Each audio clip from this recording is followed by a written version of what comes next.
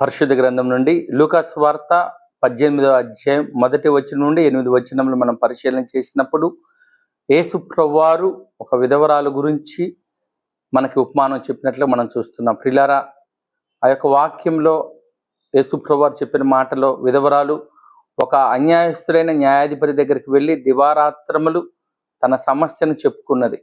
అన్యాయస్తులైన న్యాయాధిపతి ఒకరోజు ఆలోచన చేసి ఆమెకు న్యాయం చేసి ఉన్నాడు. ప్రియులారా, ఒక అన్యాయస్తులైన న్యాయాధిపతి ఆ విధంగా న్యాయం చేసినప్పుడు యేసు ప్రభువారు కూడా మనం చేసే ప్రార్థనలు ఆలకించి మన ప్రతి ప్రార్థనకి కూడా త్వరగా జవాబుని దయచేసేవాడు.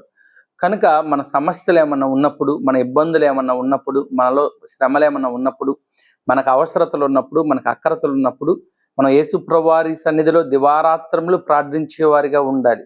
ఆయన మన ప్రార్థన ఆలకించేవాడు, మన ప్రార్థనకు జవాబును దయచేసేవాడు, మనకి న్యాయమును చేసేవాడు. కనుక న్యాయాధిపతి అయిన యేసు ప్రభువారి సన్నిధిలో మనము మోకరించి మన సమస్యలన్నీ కూడా దేవుడికి చెప్పుకున్నప్పుడు దేవుడు మన సమస్యలన్నిటిలో నుండి మనకు విడుదల దయచేస్తాడు, మనకి న్యాయం చేస్తాడు, మన పక్షాన నిలబడతాడు. కనుక నీవు నేను మనందరం కూడా యేసు ప్రభువారి సన్నిధిలో ప్రార్థించి ఆయన దగ్గర న్యాయం పొందుకొని ఆయన ద్వారా ఆశీర్వదించబడే వారిలాగా ఉండాలని తెలియజేయచ్చు. దేవుడి వాక్యమును తన వెనుకడిలో దీవించి ఆశీర్వదించును గాక. ఆమేన్.